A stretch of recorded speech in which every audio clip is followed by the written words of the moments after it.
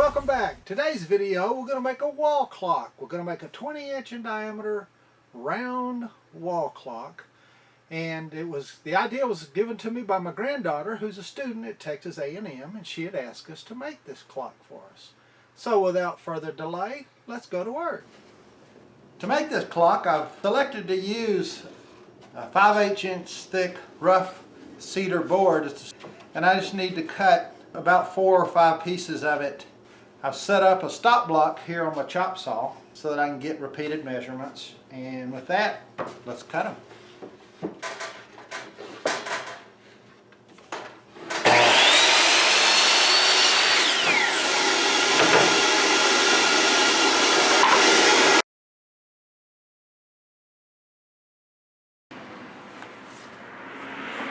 Our next order of business is to true up the edges and then glue it up. I've laid the boards out and I really like this rough patina. And I'm not going to worry too much about joining the edges because I kind of like this rustic look. But I am going to have to true up 1 or 2 of the edges. I've got one board that's cupped a little bit.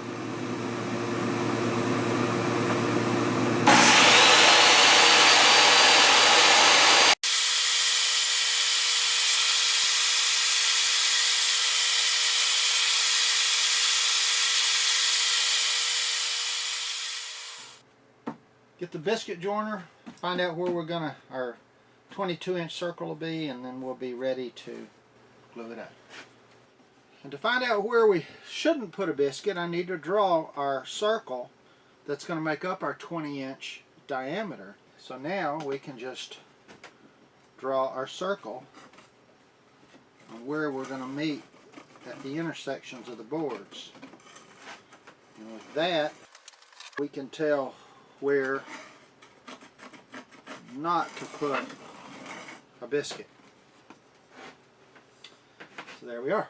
I've ordered clock movement and clock hands from clockit.com. I'll put a link in the bottom. The movement to accommodate hands over 8 inches long.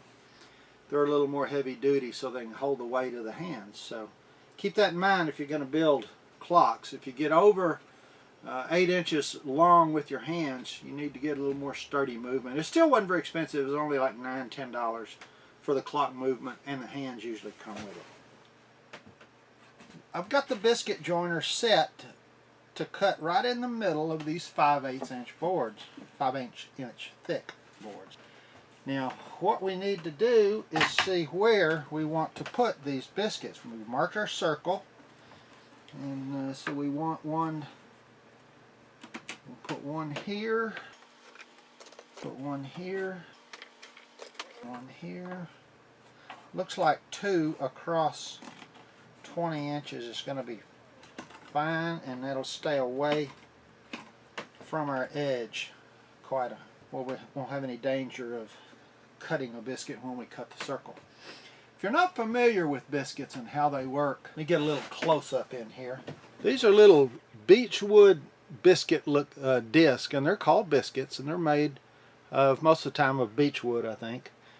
And there's different sizes. There's 0, 10, 20, 0 being the smallest, 20 being the largest. Actually they make a F style, which is even smaller for the picture frames. I'm going to use 10s today, and what happens is when we cut the slot, like you're going to see us here in a minute, that slot's in the same shape of this biscuit. Half the slot's in one side, half the slot's in the other piece that we're going to glue to it. Put glue in the joint and put this beechwood biscuit in the slot that we cut, and this beechwood swells when moisture hits to it, and it creates an incredibly strong joint. Now with that, let's cut these biscuit slots.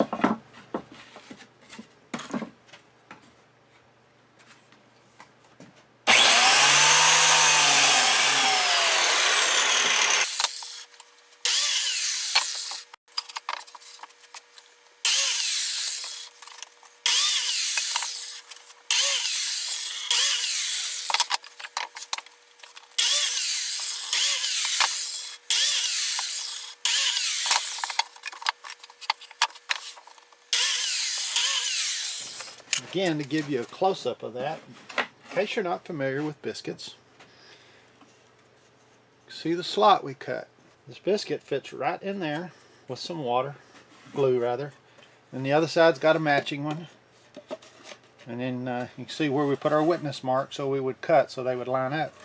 You clamp it up, incredibly strong, incredibly strong. Now, we're ready to glue this panel up. Using Titebond 2 glue. It's probably one of the best all-purpose wood glues there is. And it's just rather simple. Run a bead across each edge, making sure we get glue in the biscuit slot. I guess you could also put this panel together with pocket screws if one was inclined to try that with 5/8 inch thick. I guess that would work. I personally like to use biscuits. Another option is the Festool Domino. Too rich for my blood. And you could even dowel it if you don't have all the fancy tools. Just because you don't have fancy tools, that doesn't preclude you from doing woodworking. And you could edge glue it without any joints at all. And you could run a reinforcement from the back. See what I'm doing here?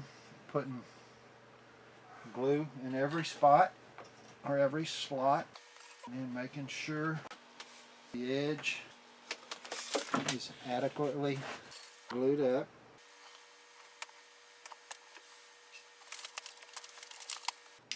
By the way, you may have noticed I put craft paper down over my work surface.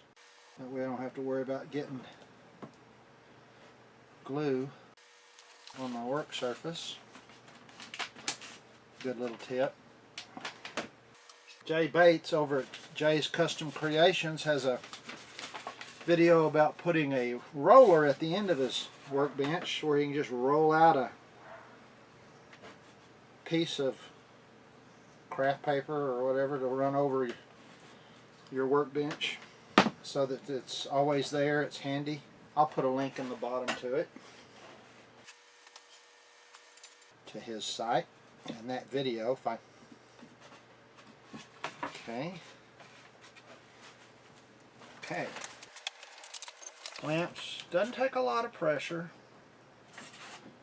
just enough to pull them up. You want it to remain flat. The biscuits and the glue will do their job.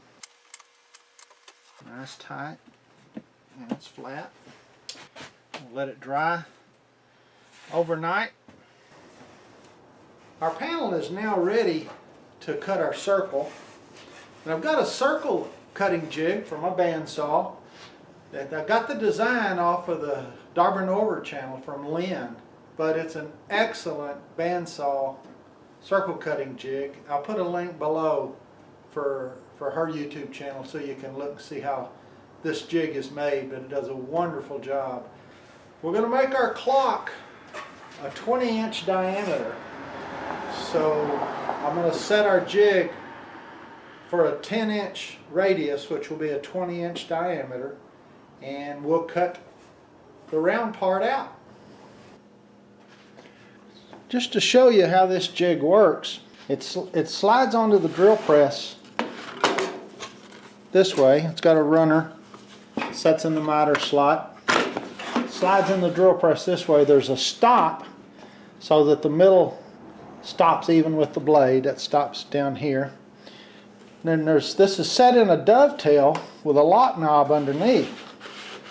Now we set our stock on this peg, 1/4-inch dowel, and this is the center line, and we've got inches marked off here. So I'm going to set this, let me zoom in just a touch here. I'm going to set this to 10 inches. You can see we've got it set on 10, and then I'll lock it down so it's real steady. So we are ready to cut it at this point.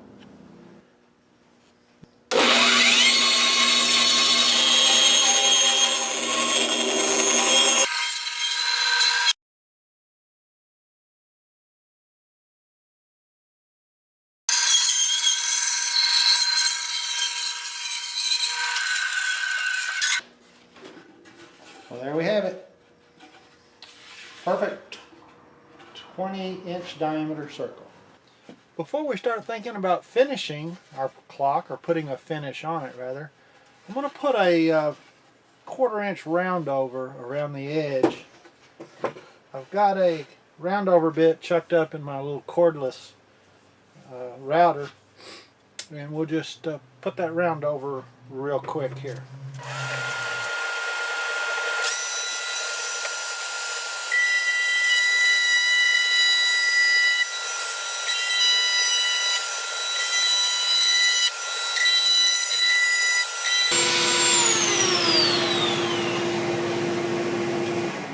This clock movement sits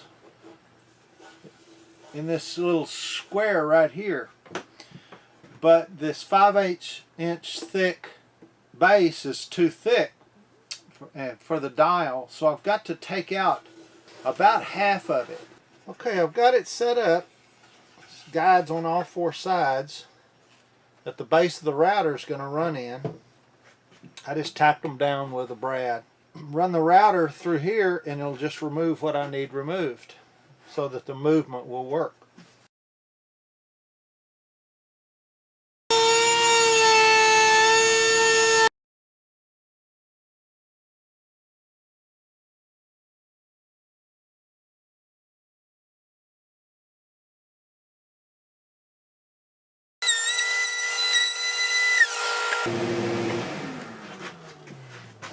In order to get the rough weathered patina that we're after for this clock, the first step in our finish is to coat it with a dark stain. In this case we're using Minwax red mahogany. So we coat it thoroughly and let it dry overnight. And then the second step in our finish, is which you see here, is to coat it with a white. This particular one is kind of an off-white, an antique white. And it's just a can of the sample that you can get from the big box store. Cost about $3, I think. But thoroughly cover it well, and then also let it dry thoroughly overnight.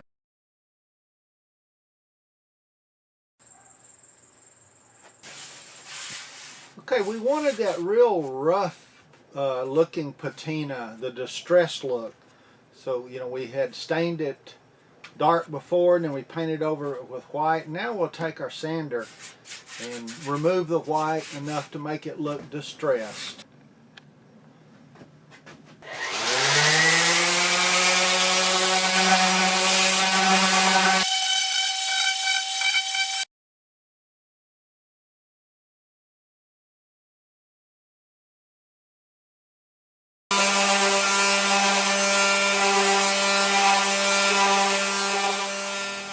Well, here we are with our clock piece after it's distressed, and I've already put one coat of semi-gloss polyurethane on it. I'm going to put one more coat of poly on it, and then we'll be ready to start mounting the numbers and the hands. I put another coat of poly on the clock face, and then I cut the letters on my Silhouette Cameo, Roman numerals for the clock face, and now we will install the clock movement and the hands. Okay, our clock is laid out and all of our clock parts. The movement will go into the back, and this rubber washer goes between the movement and the clock face. So let's install that. Fits in our hole we cut earlier.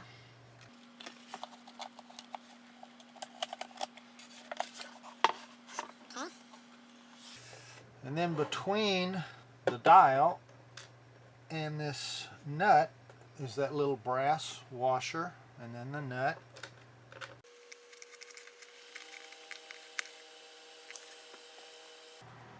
And it tells us to take the minute hand and place it on this shaft and move it clockwise until it comes up to the 12 o'clock position.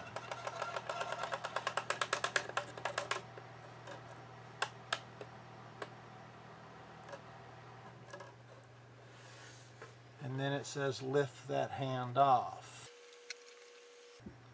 It says choose a number to place the hour hand.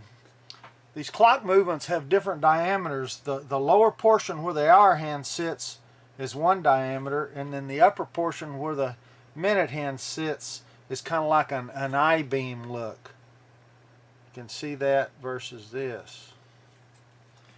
So I'm going to choose 9 o'clock, and we're going to press this hand down over the hour hand portion. And it says do not try to rotate the hand on the hub. If you need to take it off for some reason, you lift it straight back up. When we have the hour hand mounted, carefully mount the minute hand at 12 o'clock. Alrighty. That's where we had it positioned a minute ago, wasn't it? And then install the closed nut. And there we have it. Then we put the battery in it and hang it up. Well, here we are. Here's our finished product. This was a unique little project. It involved a lot of aspects of woodworking. We had biscuit joinery. We used a router to route out a mortise for the clock movement to set in the back. We have this weathered, antique looking finish that we used. We used a circle cutting jig. There's a lot of things that went on here. And this clock, when you do this, you can use different colors as the base. We used a brown dark stain. You could use blue, you could use red, you could use black. You could do many different things to make it fit your interior. So we really appreciate you looking in. We hope that you had gained a skill builder out of it for you, because a lot of it happened here. We ask that you like this video, leave us a comment, and subscribe. LLS, like I've been calling it. Like it, leave a comment, and subscribe. You can also see us on Facebook. You can also go to our website, ll-woodworks.net. There's lots of things going on those two places as well. Appreciate you looking in, and until next time, work safe.